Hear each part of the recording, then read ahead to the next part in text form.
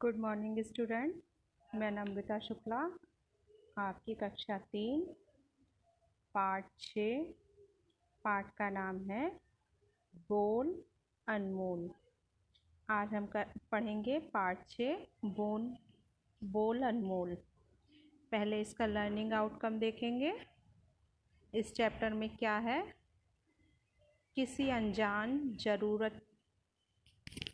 किसी अनजान ज़रूरतमंद की मदद हम करें या ना करें, यह मदद मांगने के तरीके पर निर्भर करता है।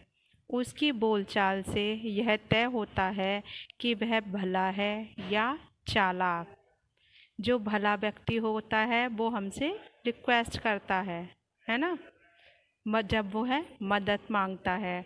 और जो चालाक व्यक्ति होता है वह अपनी चालाकी भरी बातों से हमें इम्प्रेस करता है और फिर मदद मांगता है। तो दोनों तरीक़ों में अलग अलग डिफरेंस होता है, अंतर होता है। तो आगे हम चैप्टर पढ़ेंगे। शशांक एक दुकानदार था। वह एक छोटे से गांव में किराने की दुकान चलाता था। किराने का किसे कहते हैं? किराने की दुकान जिसमें हमें ज़रूरतों का सामान मिलता है।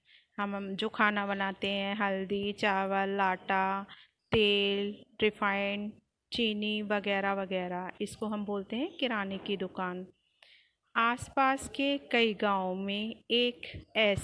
गांव में ऐसी और कोई दुकान नहीं थी। इसी कारण शशांक को अच्छी आय हो जाती थी। आय यानी बिक्री, उसकी अच्छी बिक्री हो जाती थी क्योंकि आसपास कोई और दुकान नहीं थी किराने की। दुकान में सामान भी जल्दी ही खत्म हो जाता था। दुकान का सामान लेने शशांक को बार बार शहर जाना पड़ता था क्योंकि वह एक छोटे से गांव में रहता था। इसलिए जो दुकान का सामान की ज़रूरत होती थी, जो भी ज़रूरत होती थी, तो उसे लेने के लिए उसे कहाँ जाना पड़ता था? शहर में जाना पड़ता था। वहाँ से वह सामान लेकर आता था और अपनी दुकान में बेचता था। एक दिन कड़ाके की ठंड पड़ रही थी। कड़ाके की यानी ज़ोरदार ठंड पड़ रही थी। शशांक को दुकान का कुछ सामान खरीदने के लिए शहर जाना पड़ा। सामान खरीदकर जल्दी लौटना चाहता था। वह सामान खरीदकर जल्दी लौटना चाहता था, पर देर हो गई। हाथों में बहुत ज़्यादा सामान होने से चाल धीमी हो गई। चलते चलते शशांक की हिम्मत जवाब देने लगी यानी वह थक के चूर होने लगा। उसमें और ज़्यादा चलने की सामर्थ्य नहीं थी। ठंडी हवा अपना पूरा असर दिखाने लगी थी। जब सर्दियाँ होती हैं तो आप लोग भी देखते हो कि हवा भी ठंडी ठंडी चलती है, जो हमसे बर्दाश्त नहीं होती। गर्मी में तो ठंडी हवा अच्छी लगती है, पर जब वह सर्दी में हमें फेस करनी पड़ती है ठंडी हवा, तो हमें बहुत ज़्यादा सर्दी लगने लगती है ना। हमारा सांस लेने में भी हमें दिक्कत होती है उस कड़ाके की सर्दी में। एक बार फिर से देखेंगे इसमें। शशांक एक दुकानदार था। कौन था? दुकानदार। वह एक छोटे से गांव में किराने की दुकान चलाता था। किस चीज़ की दुकान चलाता था? किराने की। आसपास के कई गांवों में ऐसी और कोई दुकान नहीं थी। इसी कारण शशांक की अच्छी आय हो जाती थी। आय यानी बिक्री। दुकान में सामान भी जल्दी ही खत्म हो जाता था। क्यों हो जाता था? क्योंकि गांव में कोई और किराने की दुकान नहीं थी। सभी गांव वाले शशांक की दुकान से ही सामान लेकर जाते थे। दुकान का सामान लेने के लिए शशांक को बार बार शहर जाना पड़ता था। किस लिए शहर जाना पड़ता था? दुकान का सामान लेने के लिए। एक दिन कड़ाके की ठंड पड़ रही थी। कड़ाके की यानी ज़ोरदार तेज़ी की ठंड पड़ रही थी। शशांक को दुकान का कुछ सामान खरीदने के लिए शहर जाना पड़ा।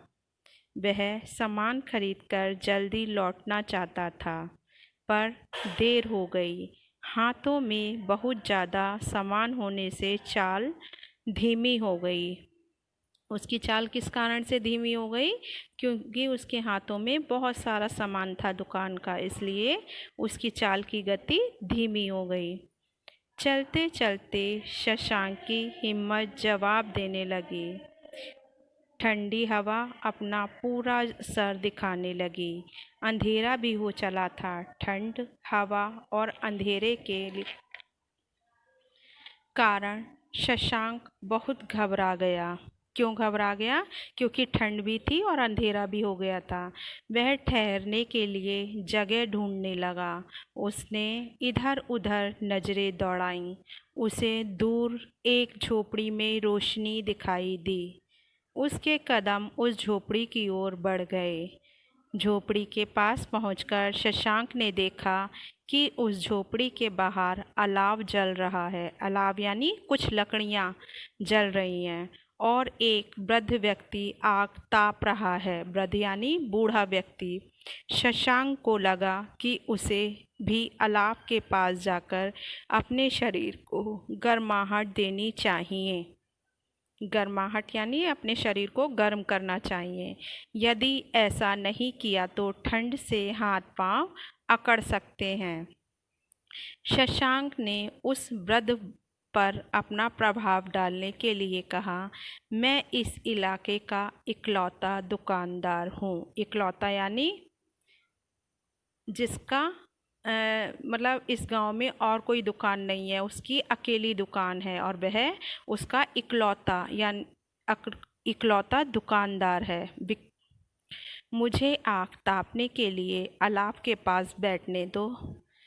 आग ताप रहे उस वृद्ध ने शशांक की बात सुनकर भी अनसुनी कर दी। अनसुनी यानी जैसे उसने ऐसा दिखाया कि उसने उसकी बात सुनी ही नहीं।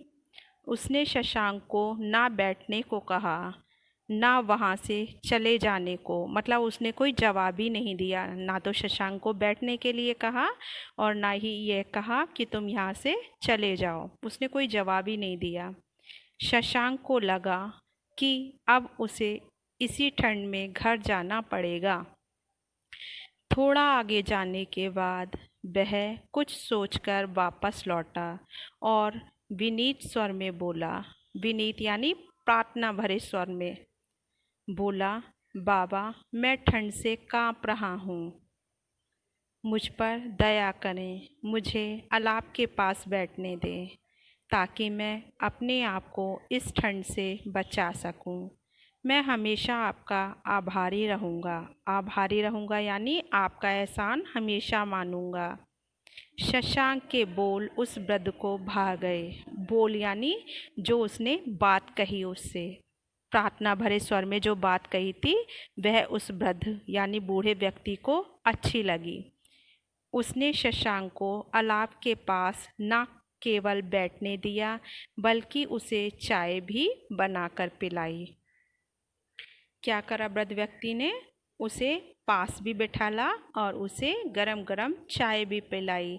किस कारण से पिलाई? उसने पहले क्या करा था जो उसने बैठने के लिए नहीं कहा?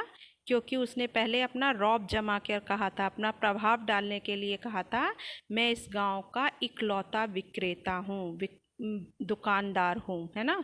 तो उसे क्या कुछ भी हो, उसने उस पे उसकी बात अनसुनी कर दी। लेकिन जब उसने उससे प्रार्थना भरे विनती भरे स्वर में कहा कि बाबा मैं बहुत थक गया हूँ और मुझे बहुत ज़्यादा ठंड लग रही है, क्या मैं आपके पास बैठ सकता हूँ, इस अलाव से ताप सकता हूँ? तब उस बूढ़े व्यक्ति को उसकी बात अच्छी लगी क्योंकि उसने एक अच्छे लहजे में उससे बात की, है ना। उससे वहाँ पे बैठने की आज्ञा मांगी। तभी उसने क्या करा, बूढ़े व्यक्ति ने उसको अपने पास बैठाया और उसे चाय भी बनाकर पिलाई। मैं इसमें से कुछ क्वेश्चन करूँगी, आप इसके आंसर देंगे, ठीक है। बताइए शशांक क्यों घबरा गया था? मैं बताती हूँ, आप इसके आंसर ध्यान से सुनेंगे, आगे आपके काम आएंगे एग्ज़ाम्स में। क्योंकि बहुत रात हो गई थी और सर्दी भरी रातें थी, इसलिए उसे अंधेरा भी हो गया था, इसीलिए शशांक बहुत घबरा गया था। उसे वहाँ पर क्या दिखाई दिया? उसे वहाँ पर एक झोपड़ी दिखाई दी जिसमें रोशनी जल रही थी। झोपड़ी के पास शशांक ने क्या देखा? झोपड़ी के पास शशांक ने देखा कि वहाँ पर एक अलाव जल रहा है। ठीक है, बाकी आप इसमें से और ये चैप्टर पढ़ेंगे और इसमें से क्वेश्चन निकालेंगे और उसके आंसर भी। आगे बढ़ते हैं। शशांक को अपनी गलती का एहसास हो गया। उसने वृद्ध व्यक्ति से क्षमा मांगते हुए कहा, क्षमा यानी माफ़ी मांगते हुए कहा, बाबा मुझे क्षमा कर दीजिए, यानी मुझे माफ़ कर दीजिए। मैंने पहले अपने घमंड में आपसे ठीक से बात नहीं की थी। घमंड यानी उसे बहुत प्राउड हो गया था अपने ऊपर, है ना। उसने घमंड दिखाया कि मैं एक इकलौता दुकानदार हूँ, इसीलिए उसने उसी लहजे में बाबा से बात की जिसे बाबा ने अनसुना कर दिया था। शायद इसलिए आपने मेरी सहायता करने से मना कर दिया था। उस वृद्ध व्यक्ति ने शशांक को नसीहत देते हुए कहा, नसीहत यानी एक शिक्षा देते हुए कहा, मेरी एक बात हमेशा याद रखना, बोलने से पहले अपने शब्दों को तौलना। वे सुनने वाले पर कैसा असर करेंगे इस पर भी विचार जरूर करना। बाबा ने कितनी बड़ी बात करी शशांक से कि पहले बोलने से पहले अपने शब्दों को तौलना, यानी हमें जो भी हम अपने मुंह से बात निकालते हैं पहले उसे खुद पर देखें कि यह हमें अच्छी लग रही है, तभी हमें उसे दूसरे से कहना चाहिए। यदि वह हमें अच्छी लगेगी तो दूसरा भी उसे पसंद करेगा। यदि हमें ही इस घमंड से बोलना, हमें ही किसी दूसरे का हमें अच्छा नहीं लगेगा तो हमारा बोलना दूसरे को क्यों अच्छा लगेगा। इसीलिए हमेशा हमें तौल कर बोलना चाहिए।